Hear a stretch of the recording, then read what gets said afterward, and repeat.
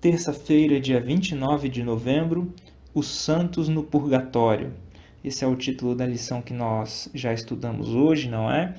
E agora nós vamos ler aqui alguns textos do Espírito de Profecia, alguns textos escritos pela irmã Ellen G. White, não é? Para que nós tenhamos um pouco mais de conhecimento a respeito do que é essa doutrina do purgatório e de outras coisas que aconteceram, não é?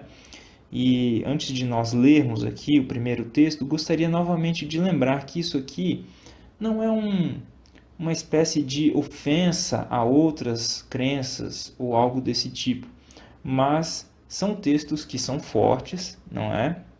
E que eles vão falar a respeito de um esclarecimento, né? A respeito de como alguns enganos ali acabaram se propagando no meio cristão até mesmo, não é?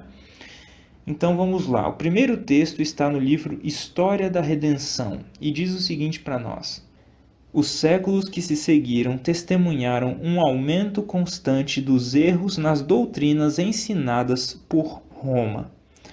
Mesmo antes do estabelecimento do papado, os ensinos dos filósofos pagãos haviam recebido atenção e exercido influência na Igreja. Na igreja cristã primitiva, querido irmão, querida irmã.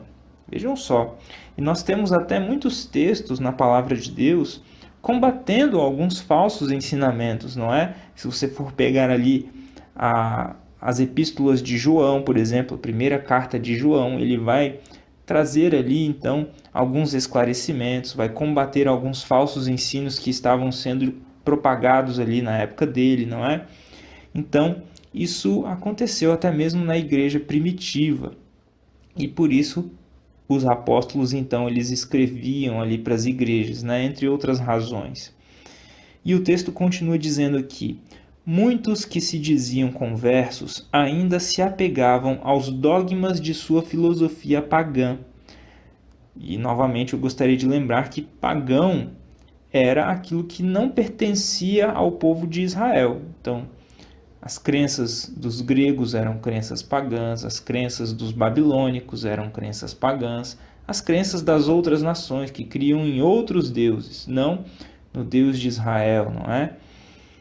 Então, continuando aqui, vou ler novamente. Muitos que se diziam conversos ainda se apegavam aos dogmas de sua filosofia pagã, não somente continuando a estudá-los, mas estimulando outros a também fazê-lo como meio de estenderem sua influência entre os pagãos.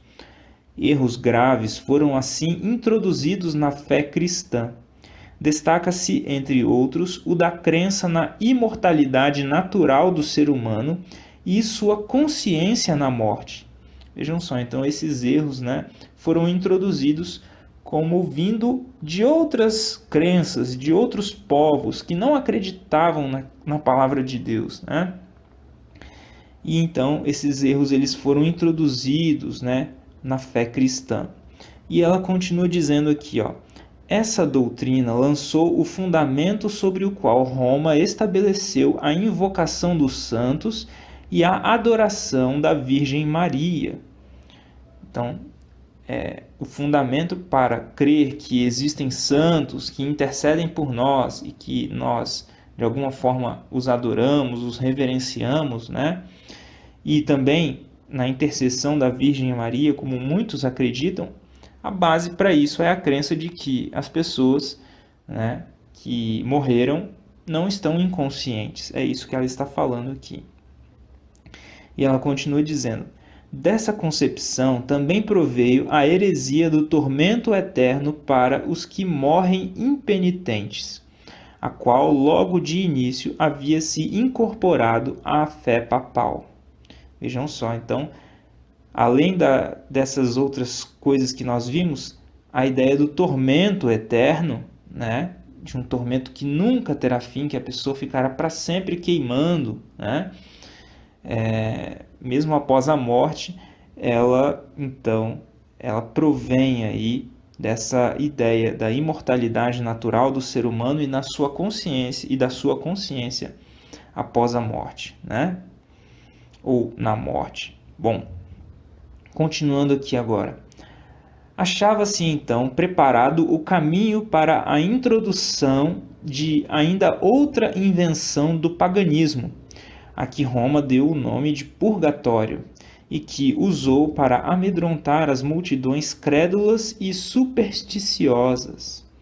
Com essa heresia, afirma-se a existência de um lugar de tormento no qual as almas dos que não mereceram condenação eterna devem sofrer castigo por seus pecados, e do qual, quando libertas da impureza, são admitidas no céu. Vejam só, queridos irmãos e queridas irmãs, então, essa é a ideia da doutrina do purgatório, não é?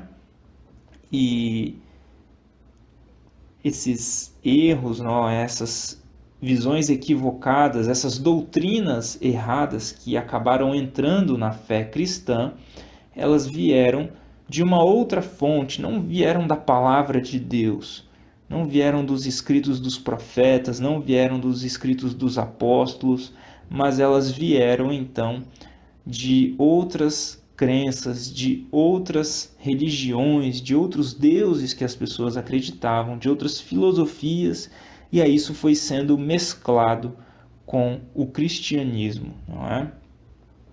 E agora vamos ler aqui um texto que está nos comentários de Ellen G. White, no Comentário Bíblico Adventista do Sétimo Dia, volume 7, e diz o seguinte para nós: só é possível aproximar-se de Deus por meio de Jesus Cristo, o mediador, o único caminho pelo qual ele perdoa pecados.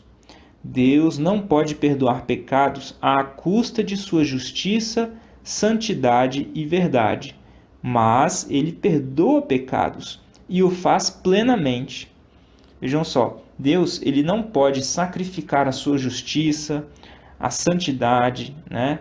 E a verdade. Ele não sacrifica essas coisas para perdoar os pecados, mas ele perdoa os pecados. Através de quem? Através de Cristo Jesus, não é? E ela continua dizendo aqui: não há pecado que ele não possa perdoar mediante o Senhor Jesus Cristo. Essa é a única esperança do pecador, e se este nela se apoiar com fé sincera, pode estar certo do perdão pleno e livre. Há somente um meio acessível a todos, e através desse canal, o perdão rico e abundante aguarda o pecador penitente e contrito, e os mais graves pecados são perdoados. Amém? Através de Cristo, os nossos pecados são perdoados. E ela continua dizendo aqui: o incenso oferecido hoje pelos seres humanos, as missas realizadas em favor da libertação das almas do purgatório, não valem nada diante de Deus. Todos os altares e sacrifícios, as tradições e invenções pelas quais as pessoas esperam alcançar a salvação são falácias. Nenhum sacrifício deve ser oferecido do lado de fora, pois o grande sumo sacerdote está realizando sua obra dentro do santuário. Nenhum príncipe ou monarca ousa entrar nesse recinto sagrado. Vejam só, as palavras daqui são fortes, né, queridos irmãos e queridas irmãs? Como se, então, essas missas realizadas em favor da libertação das almas no purgatório não valem de nada. Mas aqui, novamente, eu gostaria de frisar que não se trata de uma ofensa, né? Mas está mostrando que isso não tem valor porque não tem efeito nenhum. Você está ali oferecendo, fazendo um ritual, crendo que alguma coisa vai acontecer, quando o próprio Deus já revelou na sua palavra que aquilo não acontece, não é? E então, por isso que essas coisas não têm valor diante de Deus, não é? Deus ele nos orienta, ele nos ensina através da sua palavra para que nós possamos então proceder corretamente, viver corretamente, crer corretamente, né? E enxergar a Deus da maneira correta também. Por isso aqui que ela usa palavras tão fortes, não é?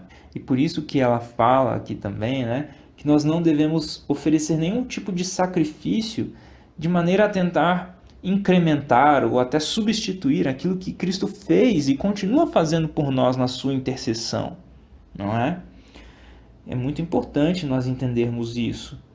Jesus, ele é o nosso intercessor e ele está trabalhando por nós. Nós não enxergamos isso, nós não vemos Jesus aqui neste mundo trabalhando, não é? Mas nós devemos crer pela fé que ele está no céu fazendo isso por cada um de nós. E aí agora, o último texto que nós vamos ler está no livro O Outro Poder. E diz assim: não há desculpa para ninguém tomar a posição de que não há mais verdade a ser revelada, e que todas as nossas exposições das Escrituras são isentas de erros.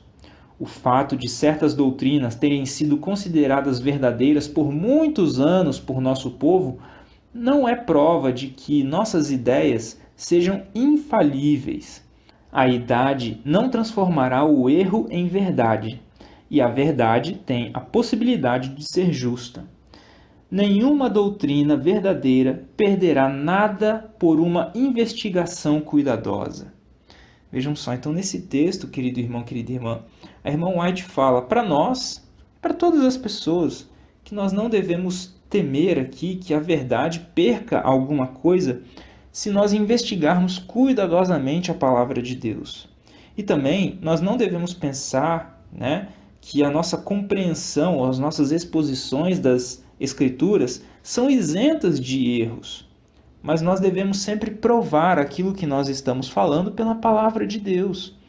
E se através da palavra de Deus, nós conseguimos enxergar as coisas de uma maneira diferente, harmonizando os textos, é importante que nós não nos apeguemos a uma tradição, mas ao que a palavra de Deus nos diz, não é?